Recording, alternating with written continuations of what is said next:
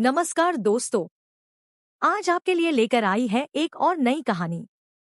इस चैनल की ये खासियत है कि जो आपको टाइटल और थंबनेल में दिखता है वही कहानी वीडियो में होती है। अगर नहीं मिली तो अनसब्सक्राइब, डिसलाइक कर देना। लेकिन सभी श्रोताओं के लिए एक जरूरी सूचना, यूट्यूब गाइडलाइन की वजह से हम आपको यहाँ पर पूरी कहानी नहीं सुना सकते। पूरी कहानी कैसे सुने, इसके लिए कृपा करके वीडियो डिस्क्रिप्शन एक बार जरूर पढ़ ले।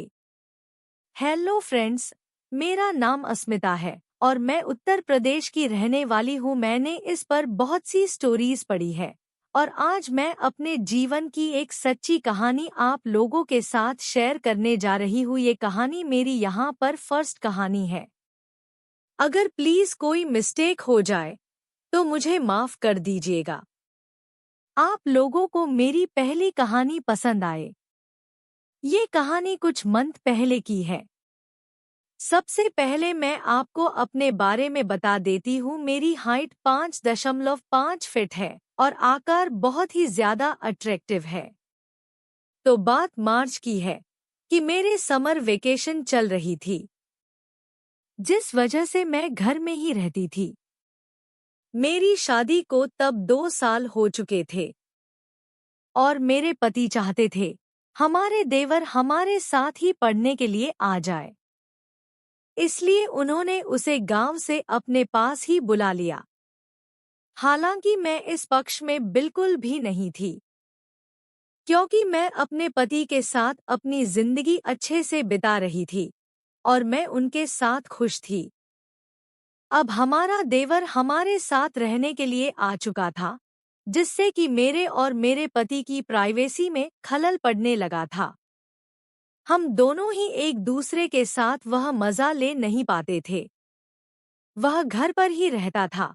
मैंने भी इसके लिए तरकीब सोची। मैंने भी देवर रजत को मजे देने की सोची। एक दिन मैं रजत के साथ बैठी थी। रजत को मैंने कहा, मैं तुम्हारे लिए चाय बना कर ले आती हूँ। मैंने उसको कहा तो वह मुझे कहने लगा, भाभी आप रहने दीजिए। वह इस बात से हैरान था कि आज मैं उस पर कुछ ज्यादा ही मेहरबान हूँ। वह मेरी बातों को समझ चुका था कि आखिर मैं उस पर इतना मेहरबान क्यों थी। उसने मुझे कहा, चलो भाभी आज कहीं घूम आते हैं।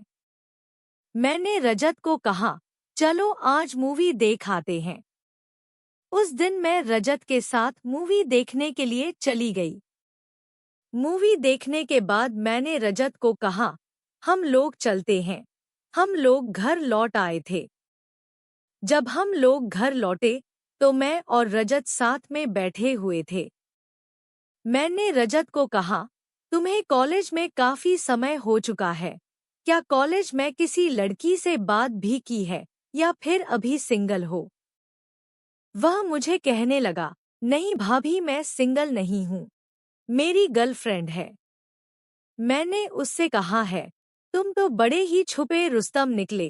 क्या तुमने अपनी गर्लफ्रेंड के साथ कुछ किया भी है या फिर तुम दोनों एक दूसरे के साथ सिर्फ प्यार की बातें ही करते हो? वह मुझे कहने लगा, नहीं भाभी हम दोनों के बीच तो सब कुछ हो चुका है। मैं इस बात पर मुस्कुरा पड़ी। वह कहने लगा, भाभी मुझे माफ करना। मैं कुछ ज्यादा ही भावनाओं में बह गया और मैंने आपसे यह बात कह दी। मैंने उससे कहा, कोई बात नहीं, यह सब जवानी में होता है। रजत भी अब मुझे कहने लगा, भाभी लेकिन आज मुझसे आप इतने प्यार से यह सब क्यों पूछ रही हैं? मैंने रजत को कहा, देखो रजत, मेरे और भैया के बीच आजकल प्यार की बातें हो नहीं पाती हैं। हम दोनों को समय नहीं मिल पाता। रजत कहने लगा, भाभी आप उसकी चिंता क्यों करती हैं? आप कहो तो मैं आपकी इच्छा पूरी कर देता हूँ। मैंने रजत से कहा, क्या तुम अपने भैया की कमी को पूरा कर पाओगे? रजत कहने लगा, आप एक बार मुझे मौका तो देकर देखो। अगर मैं आपकी इच्छा को पूरा कर ना सका तो आप मुझे कहना, मैं आपकी इच्छा को पूरा ना कर पाया। मैंने रजत पर भरोसा करते हुए उसे कहा, चलो फिर हम दोनों वैसा के मजे लेते हैं। रजत इस बात से बड़ा खुश था।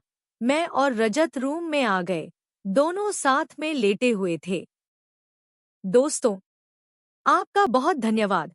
आप वीडियो अंत तक देख रहे हैं। YouTube गाइडलाइन की वजह से हम आपको यहाँ पर पूरी कहानी नहीं सुना सकते। आगे की कहानी कैसे सुने, इसके लिए एक बार वीडियो डिस्क्रिप्शन जरूर पढ़ ले। वहाँ पर आपको पूरी कहानी मिल जाएगी। आपको ये स्टोरी कैसी लगी, जरूर बताएं। ज्यादा से ज्यादा कमेंट करके बताएं, जिससे मैं और भी कहानी लिख सकूं। मिलते हैं फिर कभी नई कहानी के साथ।